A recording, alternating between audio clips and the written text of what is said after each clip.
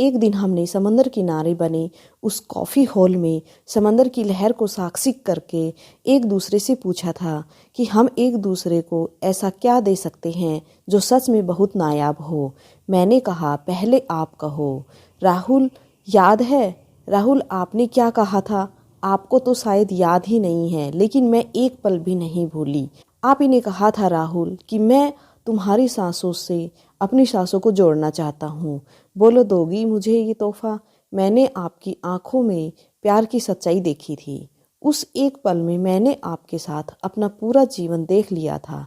ऐसे तोहफे आप मांगेंगे ये कल्पना भी नहीं की थी, लेकिन आपकी इस ख्वाहिश ने ही मुझे भी ये ख्वाहिश दे दी कि मैं आपकी यह इच्छा पूरी कर दूं। लेकिन साथ ही ये भी था कि मुझे आपकी सिगरेट बर्दाश्त ना थी। मुझे इसके धुएं से, इसकी अजीब सी स्मेल से हद से ज़्यादा नफरत थी। मेरा दम घुटने को आता है इससे।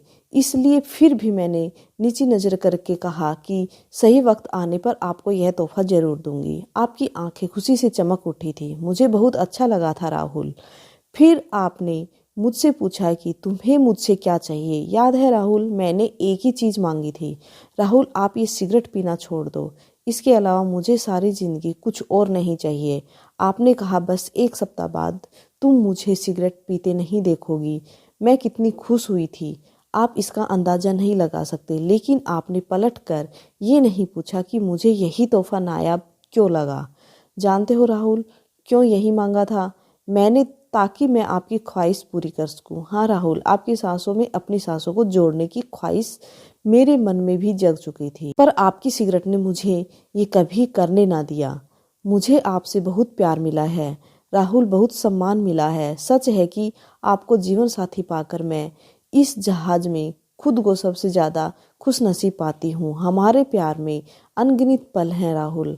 हमारी एक दूसरे की नज़दीकियाँ तो शरीर और आत्मा की तरह है राहुल। पर बेहद अजीब है ना कि इतने करीब होकर भी वो पल नहीं आ पाया। मेरा वादा और मेरी एक छोटी ख्वाहिश पूरी हो सके। शादी के बाद इन 6 सालों में आपने मेरे लिए बहुत कुछ किया है, पर अफसोस मेरी एक छोटी सी ये ख्वाहिश आज भी अधूरी है।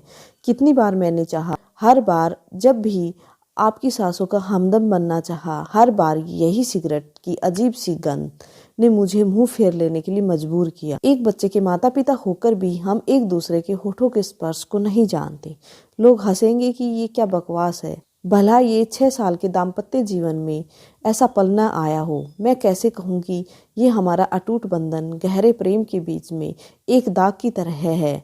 मगर सच है, आप नहीं समझोगे राहुल, लेकिन मैं अब समझ गई हूँ। आप मुझे भी शायद छोड़ सकते हो, लेकिन सिगरेट को नहीं, कभी नहीं। मैं फिर आज इसलिए चीख रही हूँ राहुल, क्योंकि आज हद से ज़्यादा दिल मचल गया था और लगा था कि आपने आज तो बहुत देर से सिगरेट नहीं पी है। शायद आज एक बार ही सही मेरी ख्वाहिश पूरी हो जाएगी। लेकिन आज भी आप हाथ छुड़ाकर सिगरेट उठाकर चल दिए। मैं रोना चाहती हूँ, चीख चीख कर रो सकती हूँ। शायद हमारे अगाध प्रेम में यह शोभनीय नहीं होगा। मैं बांटना चाहती हूँ अपना ये दर्द, मगर क्या ये किसी से कहना उचित होगा? बेहद अपमानित महसूस करने लगी हूँ आपकी सिगरेट के सामने अपने आप को। कोई तरीका नहीं है मेरे पास अपने इस अधूरी ख्वाहिश का दर्द बांटने के लिए, सिवाय इसके कि पन्ने पे उतार कर दिल हल्का कर लूँ। जबकि जानती हूँ पहले की ही तरह कुछ देर बाद इसको भी फाड़ कर फेंक दूंगी। पर कोई बात नहीं, दिल तो हल्का हो जाएगा। I love you Rahul, love you always. पढ़ते पढ़ते राहुल बेहिसाब आंसू में डूब गया। उसे आज एहसास हुआ कि उसके सिगरेट की लत के कारण क्या से क्या हो गया। उसके मन में सारी घटनाक्रम प्रत्यक्ष हो उठे। राहुल के सिगरेट लेकर चले जाने के कारण प्रिया को आज बहुत बुरा लगा। उसकी आंखों से आंसू छलक आए। उसने पेपर पेन उठाया और अपने मन की सारी बात उस कागज पे उड़ेल कर अपने मन को हल्का कर लिया। जब तक राहुल सिगरेट खत्म करके कमरे में वापस आने वाला था, प्रिया का चेहरा आंसुओं से भीग गया था। वो उठकर मुंह धोने चली गई थी। जब वो वॉशरूम से वापस आने लगी, ना जाने कैसे उसका पैर फिसल गया। ये उसकी संतृप्त मन की दशा थी, या महज प्रेगनेंसी के कारण उसको चक्कर आ गया होगा, या कि उसकी जीवन की इतनी ही अवधि तय थी। ये तो परमात्मा को ही पता था, या फिर खुद प्रिया को ही। राहुल पागलों की तरह डॉक्टर से कह रहा था, मेरी प्रिया को बचा लो, मेरा सब कुछ ले लो, मेरी जान भी ले लो, उसे दे दो मगर बचा दो उसको।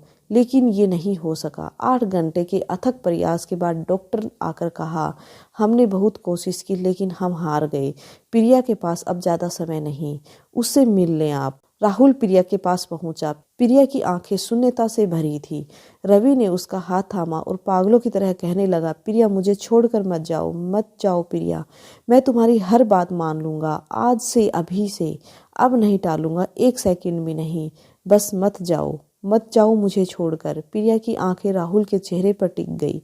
वो बहुत मुश्किल से जरा सी मुस्कुराई और अपने होठों पे एक मासूम सी ख्वाहिश सजाए हमेशा के लिए खामोश हो गई। तो आपको यह कहानी कैसी लगी कमेंट बॉक्स में कमेंट जरूर कीजिएगा। इसी तरह की और वीडियो के लिए प्लीज़ चैनल को सब्सक्राइब कर लीजिएगा। Okay, thank you friends.